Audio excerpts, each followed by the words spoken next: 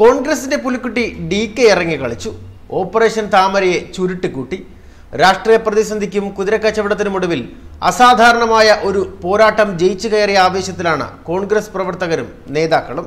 തങ്ങളുടെ ചിഹ്നത്തിൽ മത്സരിച്ച MLA-മാരെ BJP റാഞ്ചാൻ നടത്തിയ കടുത്ത പരീക്ഷണങ്ങൾ അതിജീവിച്ചുകൊണ്ടാണ് കോൺഗ്രസ് ഇപ്പോൾ മുന്നേറിയിരിക്കുന്നത്.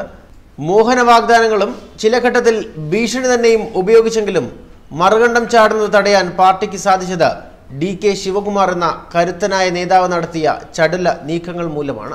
അതുകൊണ്ട് തന്നെ MLA-മാരെ വശത്താക്കാൻ കർണാടകയിലെ കോൺഗ്രസ് ദൾ സർക്കാരിനെ അട്ടിമറിക്കാൻ ആരംഭിച്ച ഓപ്പറേഷൻ താമരയെ നിർത്തിവച്ചിരിക്കുകയാണ് BJP.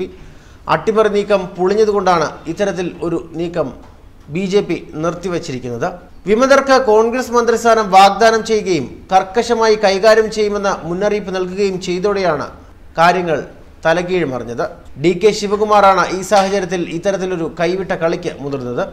അദ്ദേഹത്തിന്റെ സമയോചിതമായ ഇടപെടൽ BJPയുടെ ഓപ്പറേഷൻ താമരയെ പൊള്ളിച്ചടുക്കി കയ്യിൽ കൊടുത്തു. വന്ന കാര്യം ഒരിക്കലും വിജയിക്കില്ല എന്ന് കണ്ടതോടെ ഹരിയാന റിസോർട്ടിൽ നിന്ന് BJP കർണാടക അധ്യക്ഷൻ യെദ്യൂരപ്പ ബാംഗ്ലൂരുവിലേക്ക് മടങ്ങി. അവിടെ പാർപ്പിച്ചിട്ടുള്ള മറ്റ് BJP MLA-മാരും ഇന്നും നാളെയുമായി തിരിച്ചെത്തും.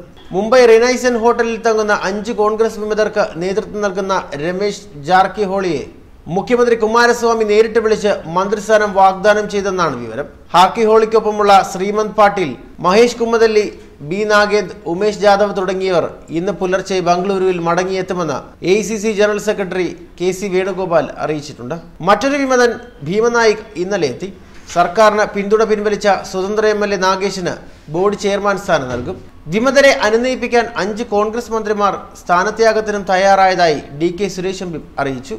മുതിർന്ന നേതാക്കളായ DK Shivakumar, KJ George, PM Kharge, Krishna Byregowda, Sameer Ahmed Khan എന്നിവരാണ് രാജിക്ക് ഒരുങ്ങിയതെങ്കിലും ഇവരെ ഒഴിവാക്കാൻ ഇടയില്ല എന്നാണ് ഇപ്പോൾ ലഭിക്കുന്ന വിവരം. ന്യൂസ് ഡെസ്ക് മലയാളി വാർത്ത.